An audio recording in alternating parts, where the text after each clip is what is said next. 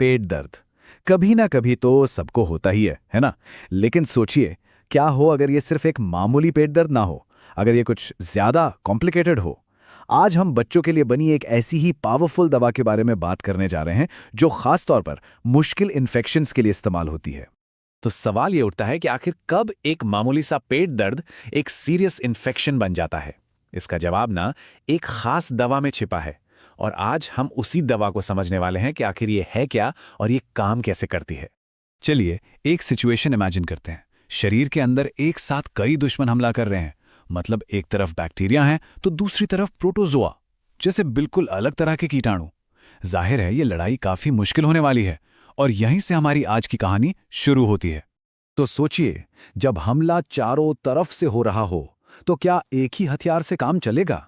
नहीं, बिल्कुल नहीं। इसके लिए एक ऐसी स्ट्रैटेजी चाहिए जो हर दुश्मन को उसकी भाषा में जवाब दे सके। इस दवा को सिर्फ एक गोली की तरह देखना ठीक नहीं होगा।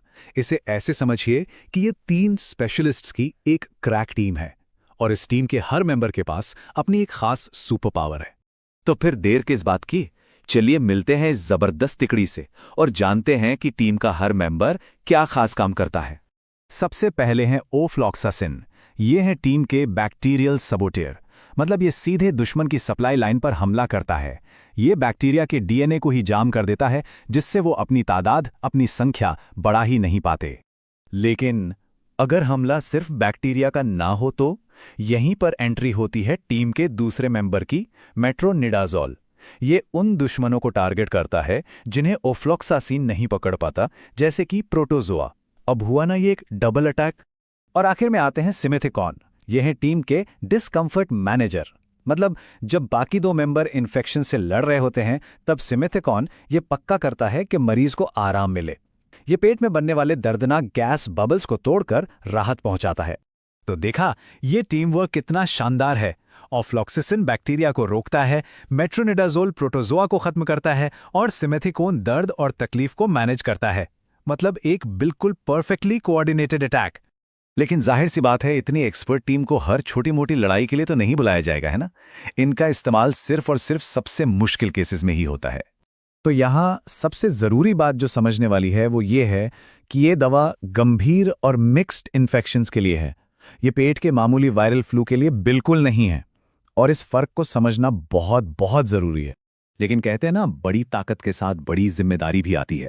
तो इतनी पावरफुल दवा को सेफली इस्तेमाल करने के लिए कुछ बहुत ज़रूरी नियम भी हैं। अच्छा, सबसे पहले तो किसी भी दवा की तरह इसके भी कुछ कॉमन साइड इफ़ेक्ट्स हो सकते हैं। आमतौर पर ये हल्के ही होते हैं और कुछ टाइम में अपने आप चले भी जाते हैं। लेकिन एक ज़्यादा गंभीर बात भी है जिसके बारे में जानना ज़रूरी है, खासकर बच्चों के मामले में। ऑफ्लॉक्सासिन जिस ग्रुप की एंटीबायोटिक है, वो बच्चों के जोड़ों पर असर डाल सकती है, और यही वो वजह है कि डॉक्टर्स इसका इस्तेमाल बहुत सोच समझकर करते हैं, और सिर्फ तभी जब ये बिल्कुल ज़रूरी हो। और ये एक ऐसा नियम है जिसे कभी भी नहीं तोड़ना चाहिए। हमेशा दवा का पूरा कोर्स खत्म करें, अगर बीच में बेहतर महसूस होने लगे तब भी, क्योंकि दवा बीच में छोड़ने से इन्फेक्शन वापस आ सकता है, और इस बार शायद पहले से भी ज्यादा ताकतवर होकर। एक और बात जिसका ध्यान रखना जरूरी है, एंटासिड जैसी आम दवाइयां भी इसके असर को कम कर सकती हैं। इसलिए ये बहुत ज़रूरी है कि डॉक्टर को उन सभी दवाओं के बारे में बताया जाए जो मरीज पहले से ले रहा है। चलिए अब बात करते हैं एक बहुत बड़े मुद्दे की।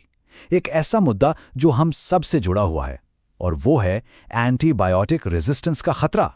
जरा सोचिए, क्या होगा अगर हमारे सबसे पावरफुल हथियार ही काम करना बंद कर दें? हर बार जब बिना ज़रूरत के कोई एंटीबायोटिक ली जाती है तो कीटाणुओं को और मजबूत बनने का मौका मिल जाता है। इसी को कहते हैं एंटीबायोटिक स्टुवर्डशिप। सीधा सा मतलब है कि इन कीमती दवाओं का इस्तेमाल समझदारी से किया जाए, ताकि ये आने वाली पीढ़ियों के लिए भी असरदार बनी रहें। और यही वजह है कि डॉक्टर कभी भी साधारण सर्दी जुकाम के लिए इतनी पावरफुल दवा नहीं देते। पहली बात, ये उस पर काम ही नहीं करेगी, और दूसरी, ये बस उस ग्लोबल प्रॉब्लम को और बढ़ाएगी। तो आखिर में बस यही कहना है कि इस दवा के सिर्फ डॉक्टर के पर्चे पर मिलने की एक बहुत ठोस वजह है। इसे कब और कैसे इस्तेमाल करना है, ये फैसला सिर्फ एक क्वालिफाइड प्रोफेशनल ही ले सकता है। तो सवाल ये उठता है कि हम ये कैसे पक्का करें कि ये पावरफुल टूल आने वाली पीढ़ियों के लिए भी काम करता रहे। जवाब हम सबके पास है।